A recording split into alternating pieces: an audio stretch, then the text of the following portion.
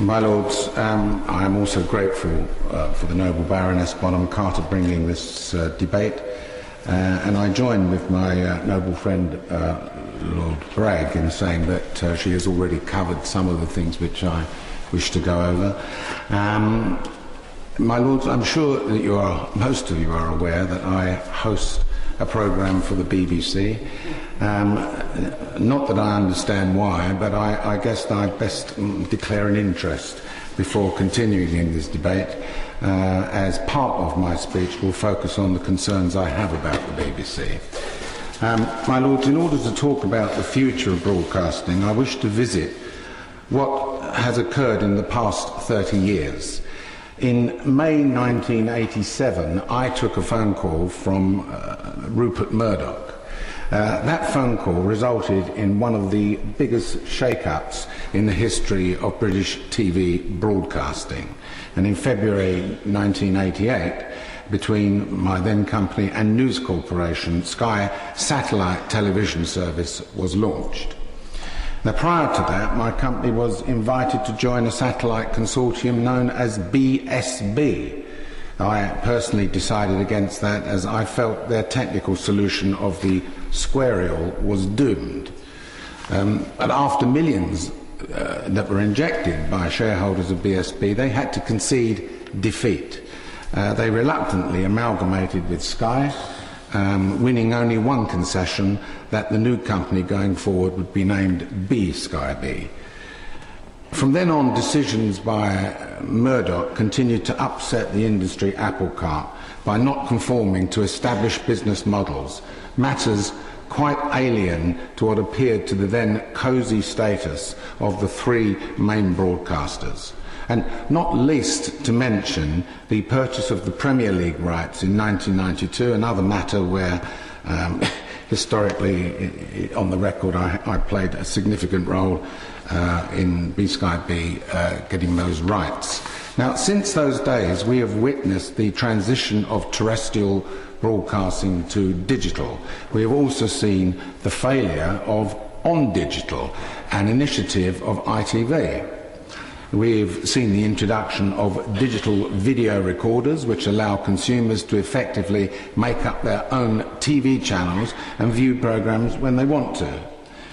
Now, I apologise to noble lords if my speech so far is starting to sound like a potted history of my past involvement, but knowing the background will help noble lords understand why, in 2010, the then Director General of the BBC contacted me to draw down on my experience to salvage the renamed Project Canvas. UView, a system to deliver live TV by the internet.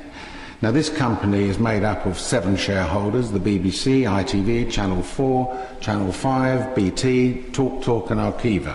And to make a long story short, this very important and futuristic venture was a rudderless ship, technically and commercially.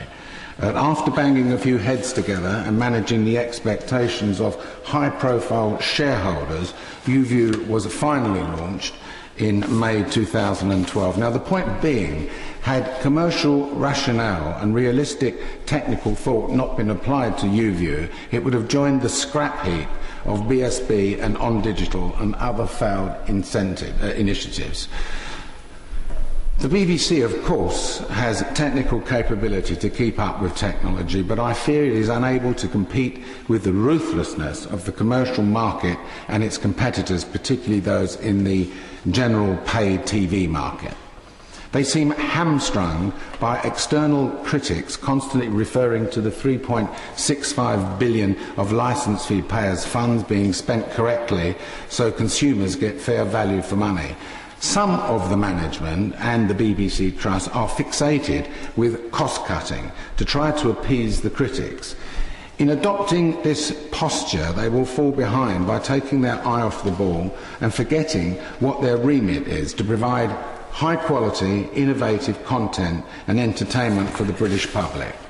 They need to be there at the forefront, competing for content, instead of being complacent in accepting that their hands are financially tied. Now, BT, a newcomer to the TV market, recently demonstrated what consumers need by outbidding ITV and B-Sky B for Champions League football. The BBC didn't even bother. They just stood there like an envious kid in the sweet shop watching the big boys buy the sweets.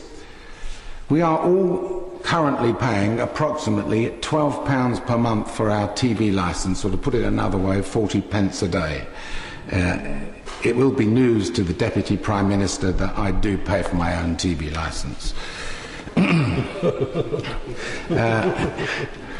Now, compare that to up to £55 per month you can pay for B-Sky B or Virgin subscription, or the £25 a month that one can pay for a mobile phone subscription, or £20 a month for an internet service. Now, look at what we get. 10 brilliant channels of TV, quality news coverage all over the country, a brilliant iPlayer service that delivers 3 billion downloads per year, and a magnificent array of radio stations, and what I consider to be the best-in-class informative website. Exceptional value for money. And incidentally, while I'm here, for every £1 of licence fee income, the BBC generates £2 to the wider economy. Now, interestingly enough, Mr Murdoch once complained during his wooing of the coalition government that the BBC website was, can you believe it, too good, and how it was unfairly affecting his business using public funds. In other words, the BBC was doing a much better job than his organisation.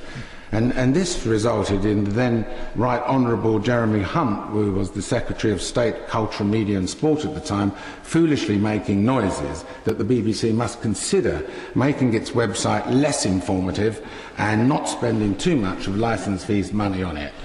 Now, this is one example of the oppression coming from outside influences that have created an organisation of management that is constantly looking over its shoulder and defending, in some cases, ridiculous criticism. For example, the Daily Mail, they complained that the licence fee payers paid towards a bottle of champagne or a cake to celebrate Sir Bruce Forsyth's 80th birthday.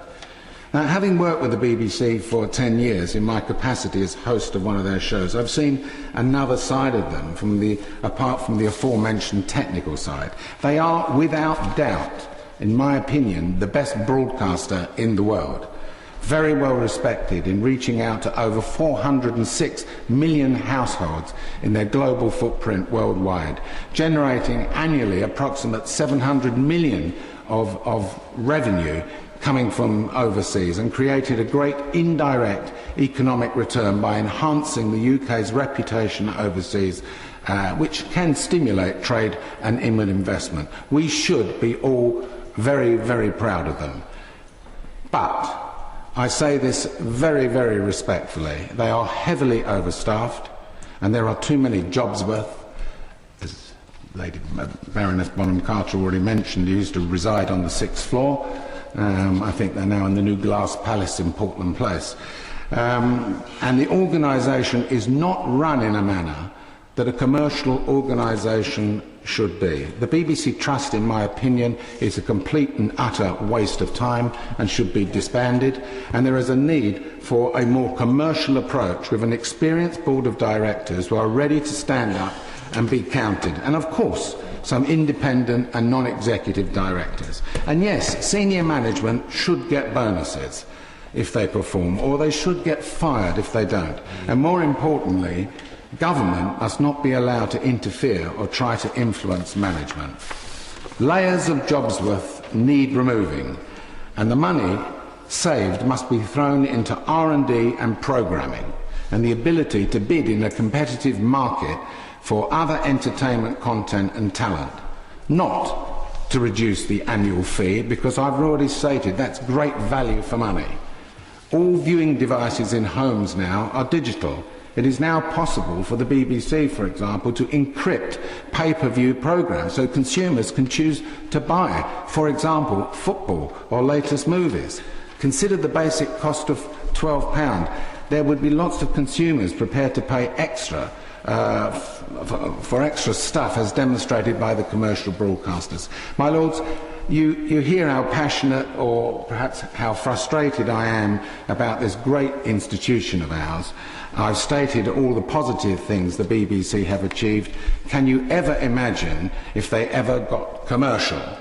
They have a lot to offer the culture of this country as well as our economy, and they must strive to ensure they remain the main game changer for the next big thing in television. My dream mission in life would be to commercialise the BBC. One thing I would promise, there would not be an army of personnel whose sole purpose in life is to appease the BBC Trust, the Daily Mail or government.